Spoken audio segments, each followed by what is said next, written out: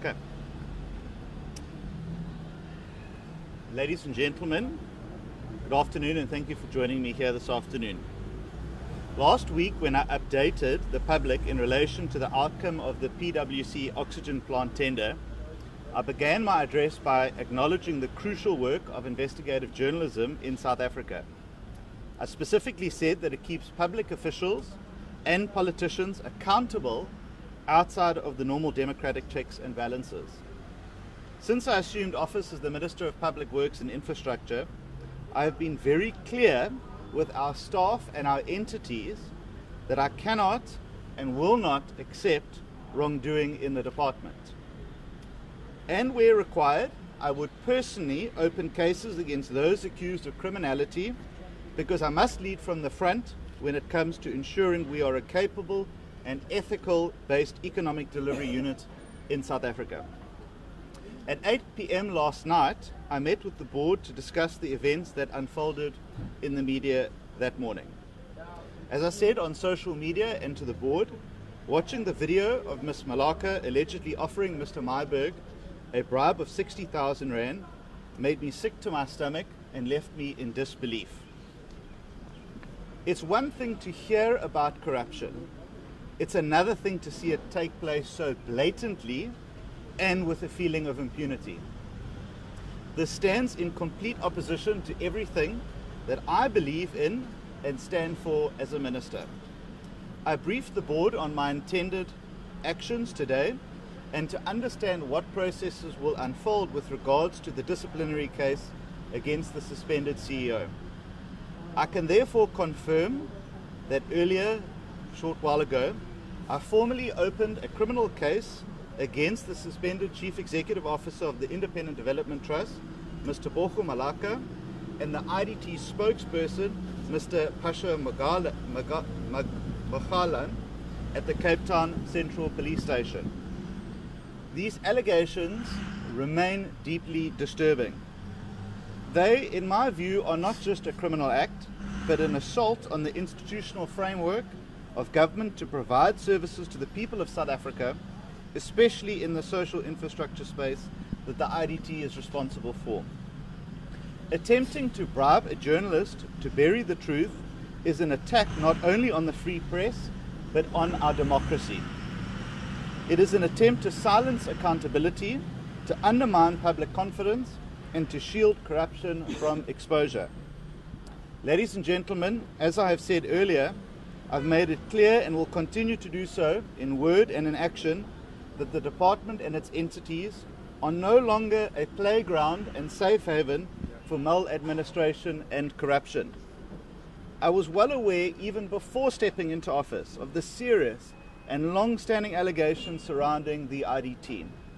For years, it has been plagued by governance failures, incomplete projects, tender irregularities, and repeated audit disclaimers. It was an entity in crisis, a state institution meant to serve the public, but instead consumed by dysfunction. Over the past year, we have begun restoring order and integrity to the IDT, but we have faced fierce resistance, not just from within the bureaucracy, but through an organized and well-paid for and funded campaign to protect criminal entrenched interests. This network has been aided and abetted by political parties like Action South Africa and the EFF, and sadly, members of the media. I have personally been the target, and Ms. Hill, by the way, of coordinated disinformation campaigns, including fabricated voice notes, false call logs, and WhatsApps, which again, and it doesn't surprise me, are circulating again this morning to try and suggest that Ms. Malaka is a victim of all of this. Fake news articles which were published by outlets and even on the front page of some newspapers, and then they had to retract them once the evidence was put on the table. Anonymous social media accounts and bot networks have been used to spread lies and attack our cleanup efforts. For months, the narrative being pushed by those resisting reform was that I, as the minister, was paying journalists to attack the IDT. Not only was this false, but it turned out to be a projection of what they were doing. They said I was paying journalists, and it turned out that they were then paying journalists. As the allegations published yesterday confirmed, the very individuals implicated in corruption were in fact trying to bribe journalists themselves. It's my considered opinion that this attempt to buy cooperation is not an isolated incident. It quite possibly extends to unimaginable spaces and individuals. And I have urged the SAPS this morning to uncover the full extent to which the tentacles of corruption have reached. Ladies and gentlemen, the allegations now before the SAPS are that Ms. Malaka and the spokesperson were directly or indirectly involved in an attempt to hand over 60,000 rand in cash to Mr. Pieter-Louis Myburgh to buy his silence. I have also laid numerous charges with the police to investigate, firstly, the attempted bribery of Mr. Myburgh, and whether any other journalists were approached or offered similar inducements. And I really do encourage that members of the media, and I know of one who has been approached, to please speak out and also bring that information forward to law enforcement agencies. 2, the funding and coordination of social media campaigns aimed at discrediting myself, Ms. Hill, the IDT, and the office that I hold. 3, the role of politically connected individuals and public commentators in amplifying false information to shield wrongdoing and corruption, because that is an accessory to corruption. And 4thly, any other acts of corruption or criminality linked to these attempts to interfere with media freedom and obstruct accountability. Corruption cannot survive without enablers. It survives when individuals in power believe they can manipulate the media, intimidate whistleblowers, and weaponize public opinion to protect their own interests. Let me be clear, these actions are not just about one bribe or 2 individuals. They are about dismantling a culture of impunity that has overtaken parts of the public sector. Ladies and gentlemen, these criminal charges do not exist in a vacuum. They are directly connected to the systematic failures and alleged corruption that we have uncovered in the PwC forensic investigation into the 800 million rand PSA oxygen plant tender, the findings of which I released to the public last week. That investigation exposed companies who were awarded contracts without valid SAPRA licenses, a project that ballooned from 216 million rand to 592 million rand without justification. A company called Bulking being awarded 428 million rand of work despite only qualifying for 200 million rand. Missing minutes, irregular procurement, and deliberate disregard for National Treasury and IDC policies, as well as the failure of Ms. Malaka and senior SCM officials to act on multiple red flags. And that's what exactly was put to Mr. Myburgh in that video. Give me a contractor and I will make sure that it is awarded to you. There is clearly a network of individuals in the IDT who guarantee outcomes in exchange for cash. The PwC report recommended disciplinary action against Ms. Malaka and Dr. Cece from SCM and several other senior officials. It has been confirmed that under Ms. Malaka's leadership, the IDT operated without the most basic governance and risk controls. And now we see how that environment of impunity spilled beyond tenders into attempts to manipulate the media and obstruct public accountability. Today's criminal case is the next step in ensuring that consequence management is not just a slogan, but it is a reality in Public Works. I have also requested the new board to firstly investigate all contracts that were issued under Ms. Malaka's tenure, to trace the flow of funds linked to these contracts, to identify any additional instances of corruption or abuse, and then to take immediate action against anyone who has been found to be complicit. The board's mandate is clear to them: to clean up the IDT, restore its reputation, and rebuild it into a credible partner in delivering social infrastructure like schools, clinics and police stations across South Africa. I have full confidence in the board and the acting CEO now to dismantle the networks of corruption in the IDT and restore it to an entity that delivers these schools and social infrastructure projects to the communities who need them the most.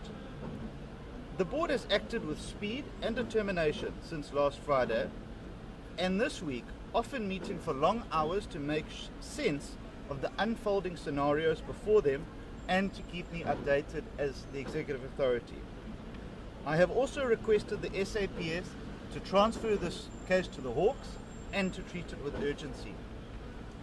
Media freedom and public trust in government are non-negotiable principles, and I'm under no illusions that those who benefited from corruption will not go quietly. Go look at X right now. They are doing it right now, trying to cover up their tracks. They will attempt to delay, to distract, to deflect, and to threaten us, but they will not succeed. We have the upper hand, and we are winning the war against them. Ladies and gentlemen, to the people of South Africa, I want to say this. I will not look away, and I ask each of you to do the same. Where you see wrongdoing in the public service or an entity, speak up and bring that information to us. From the day I entered office, I took an oath to serve the public, protect the Constitution, and safeguard our precious public resources. This oath does not allow me to tolerate corruption. It does not allow me to make excuses for wrongdoing. And every action we take, whether releasing forensic reports, suspending officials, or opening criminal cases, it is about building a state that is capable, ethical, and trustworthy. Public Works and Infrastructure is a department with immense potential. It can generate income for the state by properly managing our assets, can save billions of rands by reducing wasteful leasing, and it can unlock land for housing, shelters, and food production. And if properly, it can help build the South Africa our people deserve. But that vision can only be realized if corruption is uprooted. I know that many South Africans are disillusioned after seeing that video. I'm sure that you are angry and that you have every right to be angry. You have seen scandals come and go, and often without consequence. So this is not the end of the cleanup at the department. It is another step in our journey to restore integrity, accountability, and to build trust with you, the public. Those who abuse their positions will face consequences. Those who have tried to buy silence will fail. And those who believe that smear campaigns could protect corruption will learn that the truth will always prevail. To journalists, whistleblowers, the public, and honest officials who continue to shine a light on wrongdoing, you have my respect and my gratitude. I will personally shield you from political parties, rogue journalists, and individuals who seek to threaten and intimidate you, because the truth is worth fighting for. To the people of this country, know that this government will not tolerate the theft of public money or your trust. We will continue to act without fear or favor to build a state that truly serves you, no matter the cost. And here I can show you that this is the affidavit that I have deposed against the two officials from the IDT, and I have listed specifically their actions, including bribing Mr. Myburgh and also a violation of the Public Finance Management Act. And we have set out those specific points, and we can make this available to members of the media as well. Thank you very much. I'll now take questions. Colleagues, let's just do a round of questions. Just introduce your name and media house and the question. It's over here. Okay, Ulelani from SABC. Just firstly, has the board indicated how long this disciplinary process is going to take? And secondly, have they indicated the status of Mr. Magolane? Is he still in office or not? Perfect. Go. Dean Kevin from ENCA. I just want to check with you, do you have a bit of insight into the Special Investigating Unit scope of investigation over the IDT, and maybe how many cases they're looking at? Lindsay. Lindsay Denting, Eyewitness News. It's highly unusual for a minister to come and lay a criminal complaint. Why would you not leave that perhaps to the board? Cool, let's leave it there for now. So firstly, as I said, I met with the board at 8 o'clock last night. We discussed the status of Ms. Malaka as the suspended CEO. I also have to respect that there are labour laws and processes that are required for the disciplinary case against her. I think that obviously what has happened as a result of yesterday has amplified the need to ensure that the process is completed as quickly as possible, but to also ensure that it complies with all laws and regulations so that a satisfactory outcome is sought. There are conditions that were attached to her suspension. One of those were that she may not leave Gauteng without permission of the board, and that she may not speak to anyone from the IDT. I think it's safe to assume that those two may have already been violated by her being here the day after with an official from the IDT. But that process is within the board's ambit. I will not interfere in that, and I will respect the board's path that it is taking and their commitment and determination to see a speedy process. Lindsay, let me say this. I think if I didn't take personal responsibility over this issue, I would be missing how angry South Africans are about this. I've been very clear to the officials of the department that if it comes to light that you are involved in criminality, I will personally take you on. That is not something, that responsibility and leadership cannot be outsourced to anyone else. So I have taken the step to be here this morning, this afternoon, and to say that when I say something, I mean it. And it is a warning to anyone who contemplates criminality that it will not just be a function of the department or the board, but they will come up against me as the executive authority entrusted to lead this department. And I think that it would have also missed the anger that South Africans feel, and that they want to see someone leading from the front on this issue. Kevin, I don't have the exact details around that. I can tell you that the Hawks are currently investigating the PwC, or the oxygen plant matter. That predates the PwC issue. We have also forwarded the entire PwC report to the Hawks to supplement their work. And again, you know, we respect their space to be able to get to the bottom of this, because as I said, I'm not convinced that this is just unethical conduct. I think that there is widespread criminality that has been taking place. There's collusion between officials. There's money that changes hands, I think, at a rapid rate around the IDT. And that's why I've come to the conclusion that what happened to Mr. Myburgh is not just an isolated incident. I think that there is probably a number of examples where that takes place. And to so brazenly say, give me a contractor and I will make sure that they are rewarded, speaks to how rotten the supply chain process is in the IDT from start to finish. If you can give guarantees like that, it means that you are working with a number of people. Cool. Next round of questions. Start over there. Just a quick one, Minister, and I see you from Newsroom. What is the update with the spokesperson of the IDT? Yes, thank you. Sorry, I didn't answer that question. The spokesperson is contracted to the CEO, and it's a strange and peculiar situation that exists where Ms. Malaka has to take action against the CEO. Against the spokesperson. So it is an odd situation. I don't know how that was allowed to take place. But suffice to say that any disciplinary action that takes place against Ms. Malaka will also affect the CEO. And, you know, as the person who, was also party to the incident that we saw, he will also has to, you know, face, criminal questions as well. But the board is trying to work and navigate through that, but it is a complex situation of how it was first established, and obviously that was before my time, but they are working to understand how to apply labour laws to that particular instance. Minister, can you perhaps tell us about this campaign that you spoke about, the social media campaign?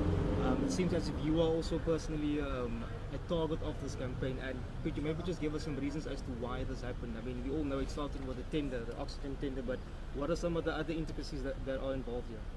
Well, it wasn't just myself, it was my staff, it was Ms. Hill, the chairperson. There were reflections made on my family. There were threats made against my life, and it all came back to this. And one has to ask, what is the interests of people in an entity that they've never met, of an individual that they have never met? Why would they be so invested? Why would political parties be so invested? Why would leaders of political parties be reposting fake WhatsApps to try and allege collusion between myself and journalists? And the only conclusion that I have is that they were most likely in on the act, and that they were beneficiaries of the largesse of cash. Maybe they got more, maybe they got less, maybe they got it in a deal bag or not, I don't know. But it's very clear that these campaigns were funded to try and put me off of the scent, to try and bully Ms. Hill. She was subjected to misogynistic and racist attacks. She was questioned about her education. When we went to Parliament, people attacked her as well. And I think that it's very reminiscent from what we saw under state capture. So it's concerning, and it's concerning that it's still happening right now. If you go online right now, it is happening again. And that's why it was important, Lindsay, for me to come out here to stand up to those bullies and say, you're not going to frighten me and you're not going to put me off. That I will come out here and I will face you and I will personally lay those charges. And you can say whatever you want, but we are committed to getting things right. And that's why the police have to get to the bottom of this. They have to see who else has got money, who else has been paid to be silent and to overlook things and not to ask questions. I think it's critical that they do that as well. Minister, can you provide us with an update on the lifestyle audit you called for the odd or so 400 employees at the IDT? The 400 relates to the department. That is currently underway. You will recall that one of the things that the former board, before the new one took over, is that they had agreed to start with the lifestyle audits of the executive of the IDT, and they are still pursuing that and will continue to do so. I'm just worried there might not be many executives left by the time they finish, but it is something that they are committed to, and as the department we will continue to do that. We've already had 1 or 2 resignations from the department from people who didn't want to commit to it. I think you can understand why that is, but we will follow it through until the end, and every person will have to explain and account for, if they live beyond their means, how that is possible, because we want a capable and ethical department that delivers for the people of this country. Just one question. You spoke about the rot in supply chain. Will we be seeing stronger reforms?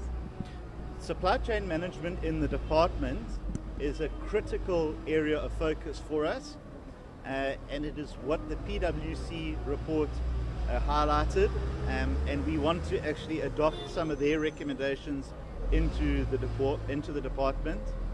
And we are also looking at new innovative systems like e-procurement to try and take the human hand out of procurement. But also the reality is that these things they go both ways. As you have someone in a department who enables wrongdoing in procurement, you also have companies that are prepared to engage in that sort of unethical conduct. And that's why people must raise these issues when they come up, so that we can ensure that there is transparency in everything that we do. But a critical focus of ours. It's very hard to get right, but we are absolutely determined to do so. Okay.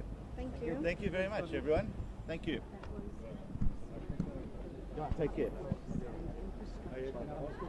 Detailing to us the plan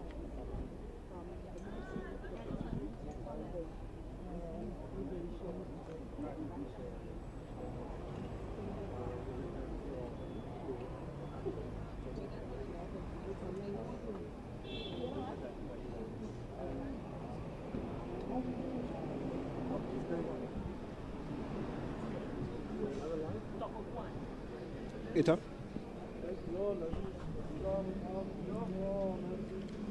All right, no, that's fine.